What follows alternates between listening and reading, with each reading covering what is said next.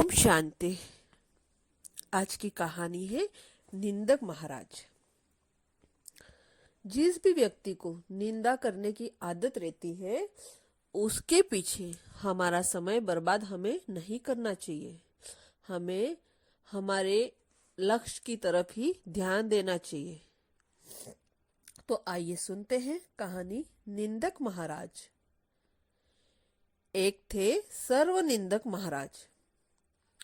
काम धाम कुछ नहीं आता था, पर निंदा गजब की किया करते थे। हमेशा औरों के काम में टांग अड़ाते थे।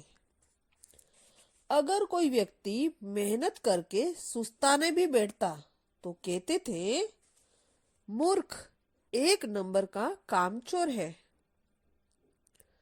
अगर काम करते हुए भी कोई दिखता तो कहते थे, मूर्ख, जिंदगी भर काम करते हुए ही मर जाएगा। कोई पूजा पाठ में रुचि दिखाता तो भी कहते थे, पूजा के नाम पर देह चुरा रहा है। ये पूजा के नाम पर मस्ती करने के अलावा कुछ कर नहीं सकता है। अगर कोई व्यक्ति पूजा नहीं भी करता तो भी कहते थे, मूर्ख, नास्तिक है। भगवान से कोई मतलब ही नहीं है। मरने के बाद पक्का नरक में जाएगा। मानो निंदा में इतने पक्के खिलाड़ी बन गए थे कि आखिरकार नारद जी ने स्वभाव अनुसार विष्णु जी के पास इनकी निंदक महाराज की खबर पहुंचा दी। विष्णु जी ने कहा, उन्हें विष्णु लोक में भोजन पर आमंत्रित कीजिए।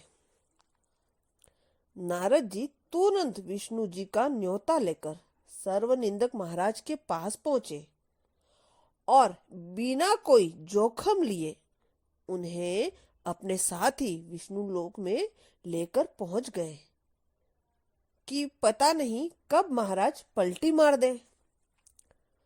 उधर लक्ष्मी जी ने नाना प्रकार के बहुत व्यंजन अपने हाथों से बनाकर सर्वनिंदक जी को परोसे।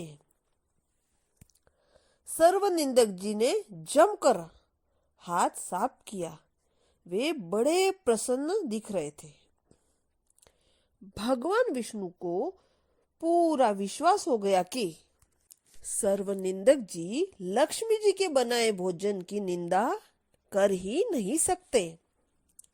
फिर भी नारद जी को संतुष्ट करने के लिए पूछ ही लिया, और महाराज, भोजन कैसा लगा? तो सर्वनिंदक जी बोले, महाराज, भोजन तो पूछे ही मत, आत्मा तृप्त हो गई। लेकिन भोजन इतना अच्छा भी नहीं होना चाहिए कि आदमी खाते खाते प्राण ही त्याग दे। विष्णु जी बोले, वत्स, निंदा के प्रति आपका समर्पण देखकर मैं प्रसन्न हुआ। आपने तो लक्ष्मी जी को भी नहीं छोड़ा। आप वर मांगो। सर्वनिंदक जी शर्माते हुए कहा, हे प्रभु, वंश में वृद्धि होनी चाहिए। भगवान ने कहा, तथास्तु। तब से ऐसे निर्थक सर्वनिंदक सभी जगह पाए जाते हैं।